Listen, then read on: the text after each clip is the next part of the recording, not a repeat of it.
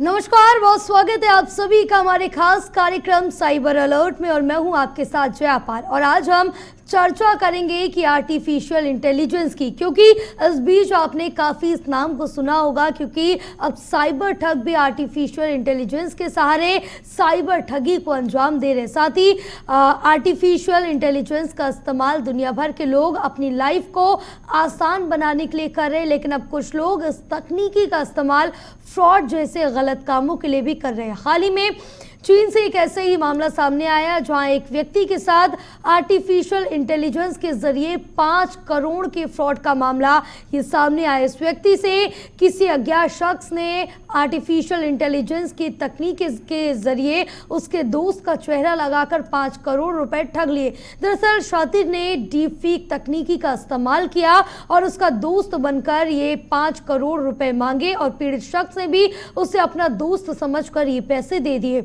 और बताते चले कि डीप फेक एक ऐसे फोटोज और वीडियोस को कहते हैं जिनकी मदद से इंटरनेट पर झूठ या अफवाहें भी फैलाई जाती हैं और जिनका असली वीडियो या तस्वीर से कोई भी लेना देना नहीं होता है। एडवांस डीप फेक टेक्नोलॉजी की मदद से किसी का चेहरा और यहाँ तक कि आवाज़ भी ऐसे वीडियो में इस्तेमाल की जा सकती है जिसका हिस्सा वह व्यक्ति कभी भी नहीं होता। इसी पर आज हम चर्चा करेंगे कुछ खास मेहमानों के साथ, लेकिन उससे पहले हम नजर डालेंगे साइबर क्राइम से जुड़ी कुछ खास अपडेट्स के ऊपर जो इस हफ्ते मामले सामने है। सबसे पहले हम बात देश की राजधानी दिल्ली की करेंगे, जहां दिल्ली में सबसे बड़ा साइबर क्राइम का हैरान कर देने वाला ये मामला सामने आया। यहां बदमाशों ने 34 वर्षीय महिला डॉक्टर से 4.5 करोड़ रुपए ऐंठ लिए। दिल्ली पुलिस की आईएफएसओ यूनिट ने जब एफआईआर दर्ज करके जांच शुरू की तब लुटेरों ने महिला को स्काइप कॉल की और फिर लूट की इस पूरी वारदात को अंजाम दिया। ठगी की शुरुआत एक फेडेक्स पैकेज यानी कि एक कुरियर कंपनी है जो कि पैकेज पहुंचाती है और इससे जुड़ा एक कॉल आता है और पार्ट टाइम जॉब स्कैम में वो महिला फंस जाती है और लगातार जो अपने पैसे हैं वो साइबर ठग को आगे फॉरवर्ड करती जाती, क्योंकि साइबर ठग की तरफ से कहा गया कि अगर आप पैसे नहीं आप फॉरवर्ड करेंगे तो आपको आगे फंस जाएंगे और पुलिस आपके ऊपर कार्रवाई करेगा, क्योंकि जो पार्सल है जो कुरियर है उसमें एमएफडी भी मिला है आपके कुरियर के साथ। तो इसको लेकर पुलिस में शिकायत दर्ज कर ली गई है। बहरहाल पुलिस इस पूरे मामले की जांच पड़ताल कर रही है। और एक ऐसा ही मामला नोएडा से भी सामने आया, जहां आपको बताते चले कि नोएडा के सेक्टर 61 में रहने वाली एक महिला से व्हाट्सएप पर स्कैमर्स ने कांटेक्ट किया। स्कैमर्स ने महिला को पार्ट टाइम जॉब का ऑफर दिया और इस जॉब में महिला को केवल विभिन्न ई कॉमर्स वेबसाइट के यूट्यूब वीडियो लाइक करने थे, कमेंट करने थे और उसमें शेयर करना था। स्कैमर्स ने उसे एक टेलीग्राम ग्रुप से भी जोड़ा जहां उसे कुछ कार्य सौंपे गए। शुरुआत में जालसाजी ने महिला का जो भरोसा है वो हर प्रकार से जीत लिया और हर काम करने के लिए उसे कुछ पैसे भी देते रहे कि महिला को किसी भी प्रकार का कोई शक ना हो। हालांकि बाद में उन्होंने उसे एक प्राइम टास्क दिया और इस टास्क प्रोसेस में महिला ने 4,38,000 रुपए अपने गंवा दिए। तो इसलिए लगातार इस तरह के जो मामले हैं वो अब सामने आने लगे हैं, चाहे वो ऑनलाइन वर्क फ्रॉम होम का हो या फिर जल्दी पैसे कमाने का हो या फिर अगर आप जल्दी किसी पे भरोसा कर लेते हैं तो ज़रूर साइबर ठगी का शिकार होने का पूरा डर बना रहता है। लेकिन आज इस हफ्ते हम बात कर रहे हैं आर्टिफिशियल इंटेलिजेंस की और जिसके साथ ही हम चर्चा करेंगे। कुछ खास मेहमान भी हमारे साथ जुड़े हुए हैं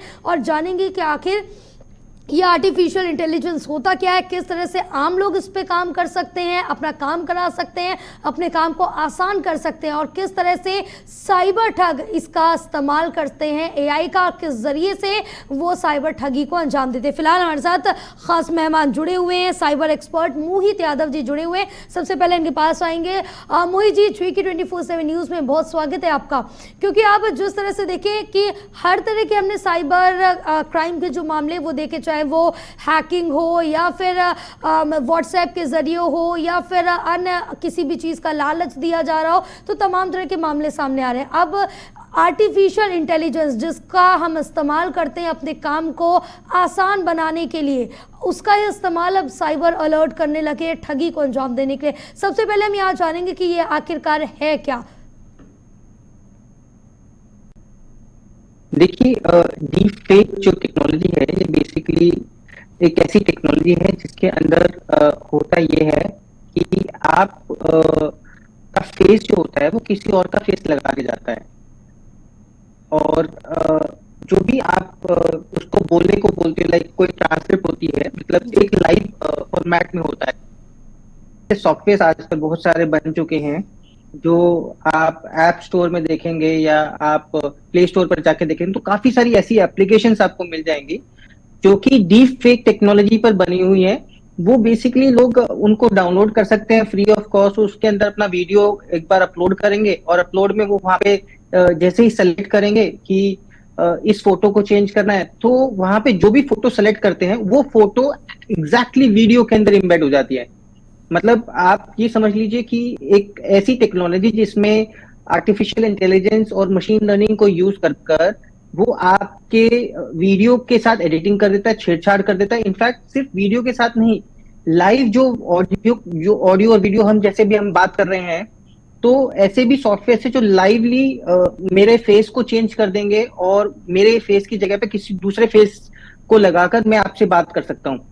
और ऐसे बहुत सारे एप्लीकेशंस अभी मार्केट में वेबसाइट्स पर और प्ले स्टोर पर और ऐप स्टोर पर अवेलेबल हैं, और इन्हीं का यूज कर रहे हैं आजकल के साइबर क्रिमिनल्स, क्योंकि ट्रस्ट जीतना होता है। कभी भी साइबर क्राइम करने के लिए जो सबसे मेन जो चीज होती है वो होती है ट्रस्ट को ब्रीच करना होता है। और ट्रस्ट का ब्रीच करने का सबसे सिंपल तरीका ये होता है कि अपने फ्रेंड से अगर आप कोई बात कर रहे हो तो उस पर आप ट्रस्ट कर लेते हो, तो फोटो आपके फ्रेंड का होता है, वो आपसे बात करता है और आपके ट्रस्ट को जीतने के बाद आपके साथ ठगी कर देता है। बिल्कुल, हमारे साथ सुप्रीम कोर्ट के अधिवक्ता क्रांत शर्मा जी भी जुड़े हुए हैं। क्रांत जी, GK 24/7 न्यूज में बहुत स्वागत है, क्योंकि आप जिस तरह से देख रहे हैं मामले साइबर क्राइम के दिन पर दिन बढ़ते जा रहे हैं। जहां तकनीकी आगे बढ़ रही है तो साइबर जो मामले हैं वो भी बढ़ते जा रहे हैं, क्योंकि अब ANI का जहां पर आई है और AI के जरिए लोगों के जो काम है वो आसान हो रहा है, चाहे वो लेखन का काम हो या अन्य तरह का काम हो, सोचने समझने का काम हो, तो AI के जरिए यानी कि आर्टिफिशियल इंटेलिजेंस के जरिए हम कर सकते हैं। लेकिन इसमें भी साइबर ठगों ने अपना रास्ता खोज लिया, इसके जरिए भी अब साइबर ठगी कर रहे हैं। देखिए जया जी, अभी जो आपका विषय है बेसिकली ये बड़ा इम्पोर्टेंट विषय है आज के युग में, क्योंकि साइबर ठग्स की बात करें तो मुझे नहीं लगता कि कोई भी आदमी जो है इससे महरूम हुआ है, क्योंकि कहीं ना कहीं किसी न किसी मुकाम पे वो कहीं ना कहीं ठगा गया, या वो ठगा गया, उसके परिवार वाले ठगे हैं, उसके दोस्त ठगे गए। और ये जो चल रहा है इस समय, अगर हम आप कानून की बात करें तो कानून में प्रावधान है, और कानून में प्रावधान है, कानून में लॉ है इंफॉर्मेशन टेक्नोलॉजी एक्ट का, लेकिन उसके बेसिस पे जो अगर एग्जीक्यूशन की अगर हम बात करें तो एग्जीक्यूशन में जो है सीधी सी बात यह है कि एग्जीक्यूशन प्रॉपर नहीं हो पा रहा। लॉ बन रहे हैं लेकिन लॉ ब्रेक हो रहे हैं। क्योंकि लॉ ब्रेक इसलिए हो रहे हैं क्योंकि जो क्राइम कर रहे हैं वो अनआइडेंटिफाइड है, उनके चेहरे नहीं है, ना उनकी लोकेशंस है, ना उनका नाम है, उनके बारे में जो उनकी आइडेंटिटी है वो कहीं डिस्क्लोज नहीं होती है। और ये सारा का सारा, अगर जैसे कम्युनिकेशंस की बात करें, टेलीकम्युनिकेशंस की बात करें, ये सारी बहुत इंपॉर्टेंट है, लेकिन इसके मिसरिप्रेजेंटेशंस और इसके जो ड्रॉबैक्स है वो बहुत ज्यादा है। क्योंकि आप ये देखिए कि अभी हम लोग इतने अवेयर नहीं है टेक्नोलॉजी को अडॉप्ट करने में। और अगर हम बात करें जो टेक्नोलॉजी अवेयर है भी लोग, जो वो सारे मेट्रोज में है, और मेट्रोज में अगर परसेंटेज देखी जाए तो 100% कोई भी इंसान ऐसा नहीं है मेट्रोज में जो रहने वाले हैं वो सारे इस टेक्नोलॉजी जो है को जानते हैं। लेकिन आप गाँव की बात करें, कस्बों की बात करें, छोटे छोटे जिलों की बात करें, तो वहां पे ऑब्वियसली अब आप ये छोटा सा एक देखिए कि सारे जितने भी बैंकर्स हैं वो सारे कहते हैं जी आपको बड़ा आसान हो जाएगा, आप मोबाइल बैंकिंग के थ्रू ये है सारे हमारे ऐप यूज कीजिए। लेकिन वो उस समय तो ठीक है, कस्टमर भी सोचता है, उसमें जो जिनके बैंक अकाउंट है वो सोचते हैं कि ठीक है it is very easy, but उसके रिप्रिकॉशंस क्या है, क्योंकि मोबाइल से जो डाटा जाता है उसके बेसिस पे सारे बैंक्स के जो अकाउंट्स है वो सारे फेक हो जाते हैं। और अभी तो एक और अभी देखेंगे आप, अभी नहीं, क्योंकि हमारे पास केसेस आते हैं, हम लोग देखते हैं कि वीडियो चैट शुरू हो जाती है, कि वीडियो कॉल्स करके वो स्क्रीनशॉट से आपकी फोटो खींच रहे। अभी आप जैसे जया जी, मैं ही आपको फोन कर रहा हूँ तो ऑब्वियसली अनआइडेंटिफाइड नंबर्स है, वो फोन नहीं उठाएंगे आप। लेकिन अगर बार बार फोन हो रहा है तो आपके दिमाग में होगा कि शायद कोई मेरा परिजन तो नहीं है, तो आप जब फोन उठाते हैं तो वो स्क्रीनशॉट्स लेके, उसी को स्क्रीनशॉट की फोटोज लेके और फिर आपको ब्लैकमेल करने लग जाते हैं। तो ऐसे क्राइम बहुत हैं। तो चिंता का विषय ये है कि हमारा जो लॉ मैनेजमेंट है इस पे जो है, क्योंकि लॉ की अगर आप बात करें तो लॉ में आप देखिए किसी भी एक्ट में देखिए तो law is based on the custom and usages prevailing upon that time. भरोसे की नींव पर हो घर मेरा। आप अपने सपनों का घर बनाइए, मजबूती का भरोसा हमारा ज्योति TMT, भरोसे की ताकत। गर्मियों में fluids are very important. Real pomegranate, इससे मिलेगी एनर्जी। अच्छा। इससे हाइड्रेशन एंड इम्यूनिटी। रियल फ्रूटर्स, इससे electrolytes. Exactly. Real hydration, energy, immunity and electrolytes के लिए। पिछले 9 वर्षों में भारत में खेल का एक नया युग शुरू हुआ है। बज गया है बिगुल,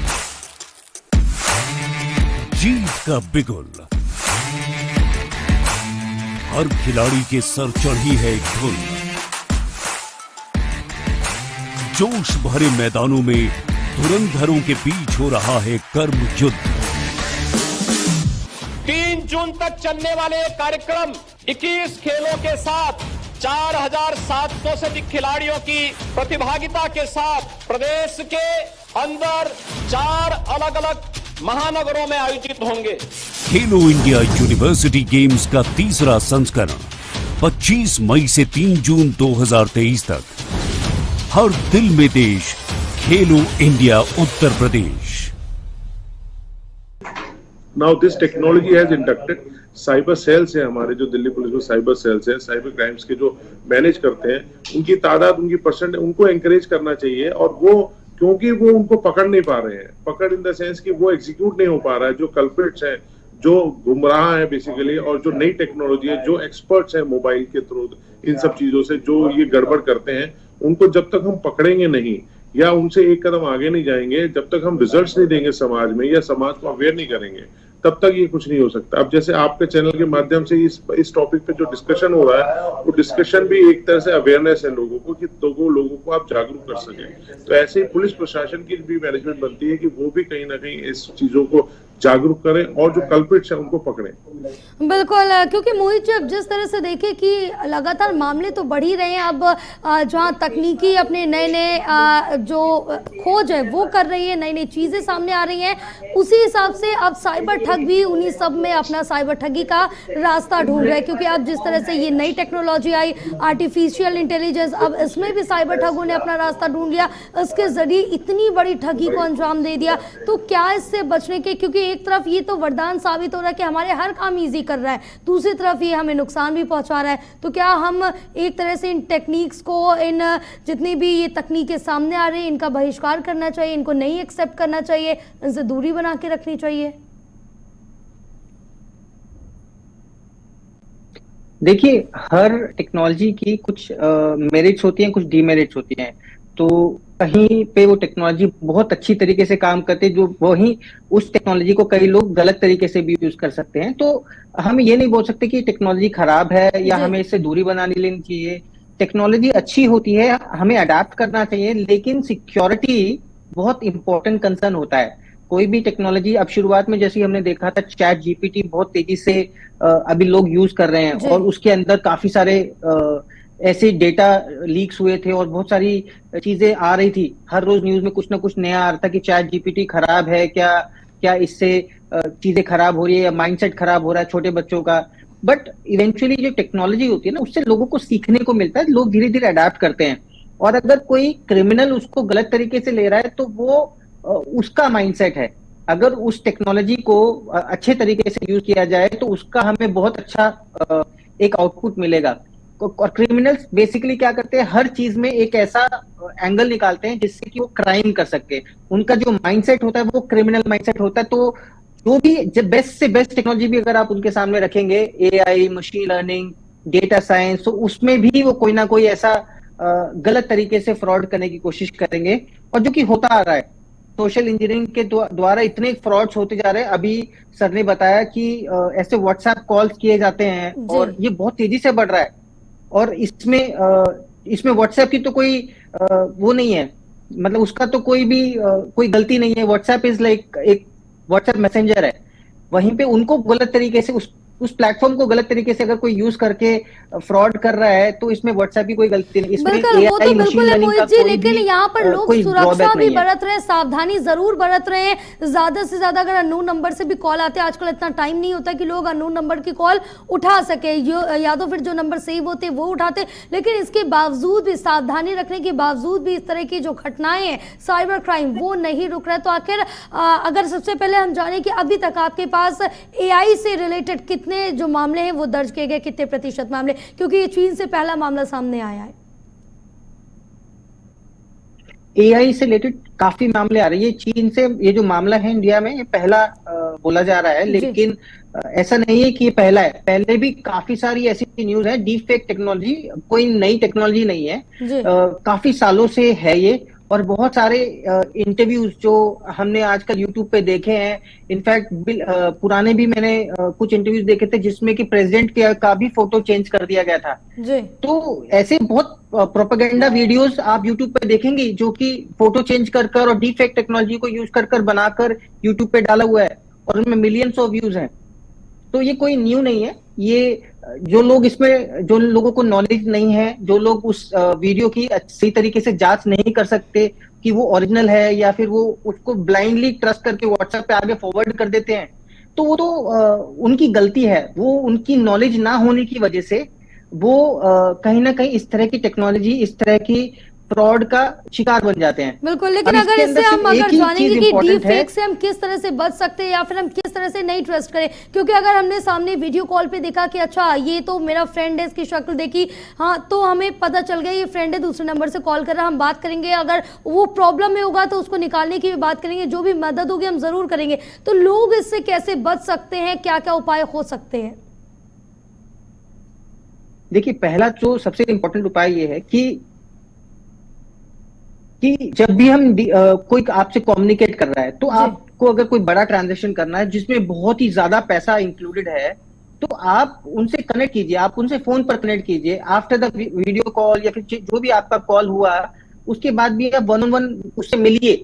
क्योंकि कई बार ऐसा देखा गया है कि फेसबुक पर भी लोग किसी ने मैसेज किया और उस मैसेज के बेसिस पे लोग पैसे दे देते हैं, लेकिन मिलना जरूरी है और उसको सही तरीके से जांच करना जरूरी है कि जिसको वो पैसे दे रहे हैं वो उसी का अकाउंट है, उसी को ही पैसे सौंप रहे हैं। ये कुछ छोटी छोटी चीजें हैं जो कि बेसिक चीजें होती हैं। अगर कोई किसी को पैसे दे रहा है तो उसके अकाउंट में देगा, किसी दूसरे के अकाउंट में नहीं देगा। दूसरी चीज, उससे वो मिले, उससे वो बात करे। एक बार फेस टू फेस अगर वो मिल सकता है उससे, तो उससे वो मिलना इंपॉर्टेंट है, क्योंकि कई बार ऐसा फ्रॉड्स बहुत तेजी से बढ़ रहे हैं। और इसमें ये जरूरी नहीं है कि आपका सिर्फ एक ही सॉफ्टवेयर, क्योंकि इसके अंदर टेक्नोलॉजी होती है। इसमें हम व्हाट्सएप पर भी बात कर रहे हैं, जूम पर भी बात कर रहे हैं, या गूगल मीट पर बात कर रहे हैं। तो उस फ्रॉड जिसने किया आपके साथ, वो कई बार ऐसी टेक्नोलॉजी यूज करता है जो कि कॉमन नहीं होती। कॉमन नहीं होती मतलब ना तो जूम पर नहीं करेगा, वो व्हाट्सएप पर नहीं करेगा, या फिर वो गूगल प्ले पर नहीं, वो किसी ऐसी वेबसाइट पर करेगा जो कि फेमस नहीं है, जो जिस पर कि वो उसका सॉफ्टवेयर काम करता है जी। तो बिल्कुल इस तरह के तमाम मामले सामने आ रहे हैं इकरार शर्मा जी, क्योंकि इस तरह का एक और ये मामला सामने आया है।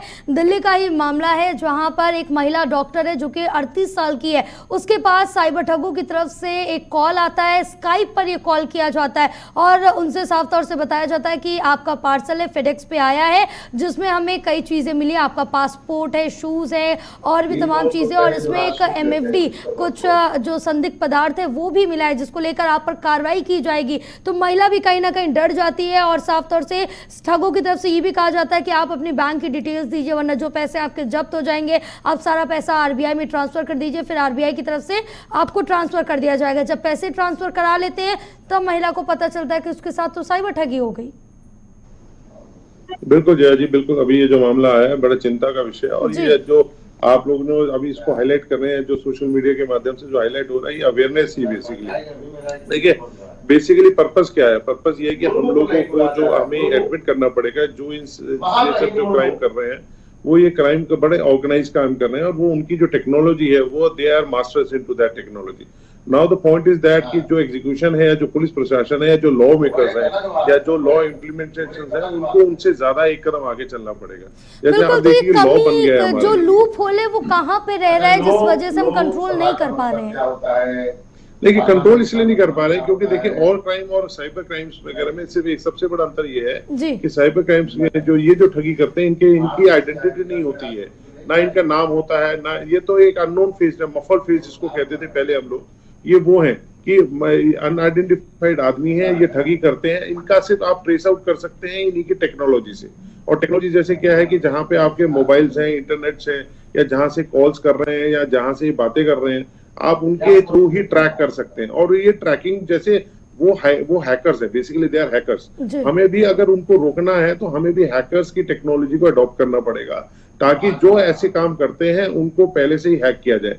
देखिए आपको एक छोटा सा उदाहरण देता हूँ, जब ईरान इराक का जब लड़ाई हुई थी तो स्कड मिसाइल्स हुआ करती थी, स्कड वो मिसाइल्स फेंका करते थे, तो उसको तबाह करने के लिए तो स्कड मिसाइल्स का लॉन्च हुआ कि वो हवा में ही उस मिसाइल को मार के गिरा दिया जाता था ताकि नुकसान ना हो जमीन पे आके। ऐसे ही साइबर क्राइम की मैं आपको उसी से एग्जांपल ले रहा हूँ, रिलेट कर रहा हूँ कि जो साइबर क्राइम कर रहे हैं वो ऑलरेडी मास्टर हैं इन हैकिंग्स में। हमें उनको रोकने के लिए अपने जो हमारे जो पुलिस की जो पुलिस प्रशासन है, चाहे वो दिल्ली पुलिस हो चाहे वो यूपी पुलिस हो, और आप ये देखिए दिल्ली पुलिस में तो फिर भी आप ये देखिए, अभी एक और चीज जी बताता हूँ आंकड़ों की बात, कि अगर 1000 केसेस होते हैं या 1000 फ्रॉड होते हैं तो उससे उनमें रिपोर्टिंग सिर्फ मुश्किल से 30% या 20% या 25% रिपोर्टिंग होती है। आधे से ज्यादा लोग तो रिपोर्ट ही नहीं कर पाते हैं। और 30% जो रिपोर्ट करते हैं उनकी रिपोर्ट्स के बेसिस पे उनको जो जिन्होंने ये गुनाह किया है उनको पकड़ा ही नहीं जाता या वो पकड़ में नहीं आते। तो सबसे बड़ा ये होता है कि लोगों में भी, एक जनता में भी एक दिलो दिमाग में बात जाती है कि अगर हम पहली बात तो हम रिपोर्ट करें ना, और अगर करने के बावजूद भी नहीं जब पकड़ा जाता तो हमारे पास कोई ऑप्शन नहीं है। तो पॉइंट इज दिस कि क्या कहते हैं, हम लोगों को ये देखना पड़ेगा।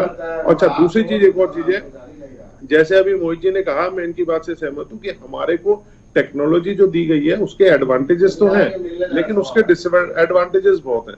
डिसएडवांटेजेस को फेवर में करना नहीं कि हमें डिसएडवांटेजेस ज्यादा हिट ना हो सके, तो हम लोगों को सबको, ये पूरे जनता को अवेयर, क्योंकि ये लड़ाई इंडिविजुअल की लड़ाई है और ये सिस्टम की लड़ाई है कि हम हर व्यक्ति को अवेयर होना पड़ेगा। क्योंकि आप ये देखिए कि जब तक हम लोग अवेयर नहीं होंगे, हम इन चीजों को लिए सतर्क नहीं होंगे, ये ऐसे क्राइम होते रहेंगे और ये प्रथा चलती है। और आप ये देखिए कि जितने भी ये सॉफ्ट टारगेट्स को पकड़ते हैं वो लोग, जितने भी सॉफ्ट टारगेट्स हैं जहां पे उनको लगता है कि हाँ इजी टू क्रैक है, वहां पे उनको पकड़ते हैं। जनरली लेडीज को पकड़ते हैं ताकि वो इमोशनल हो गए, या जैसे अभी बताया कि पार्सल की बात थी, तो एक ये जनरल आम बात चल रही है कि ठीक है जी पार्सल्स होते हैं, घरों में होते हैं, तो ये सारे सॉफ्ट टारगेट्स हैं और इनको पकड़ा जाता है। ओनली द थिंग इज कि हम लोगों को अवेयर होना पड़ेगा, मोर विजिल होना पड़ेगा, मोर सतर्क होना पड़ेगा, और हम लोगों को एनालाइज करना पड़ेगा कि कहाँ से क्या चीज गलत हो सकती है। एक चूक से जो है बहुत बड़ा नुकसान हो जाता है।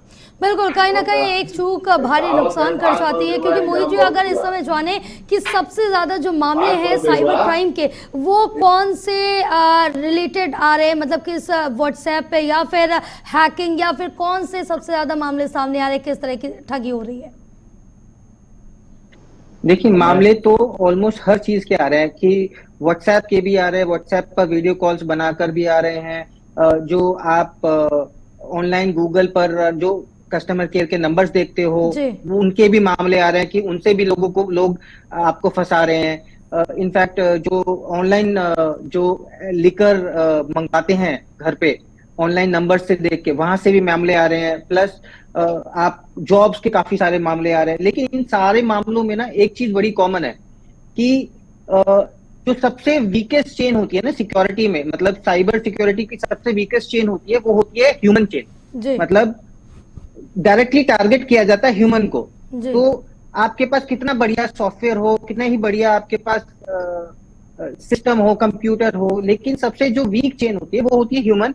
हम ज्यादातर जो मामलों में प्रॉब्लम्स होती हैं, जो पैसे निकलने का, बैंकों के जितने भी फ्रॉड होते हैं, वो बैंकों की वजह से नहीं होते, वो ज्यादातर फ्रॉड होते हैं हमारे खुद के ओटीपी देने की वजह से, या खुद के कोई क्लिक करने की वजह से, या कोई किसी लिंक पे आपने क्लिक कर दिया, और आप अगर किसी भी तरह से आपने ऐसे किसी भी गलत लिंक पे क्लिक कर दिया तो मतलब आप समझ लीजिए कि आपका फोटोग्राफ से लेकर सारी चीजें इंस्टेंटली पहुंच जाती किसके पास, क्रिमिनल के पास।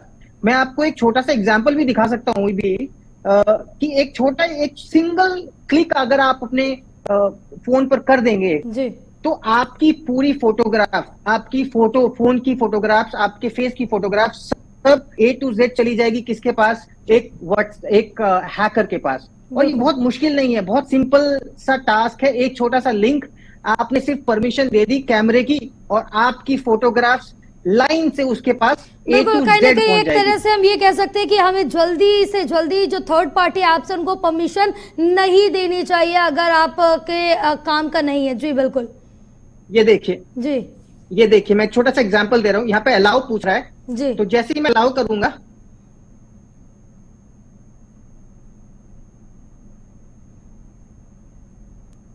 अब देखिए ये अलाउ हुआ लेकिन ये कुछ नहीं हुआ।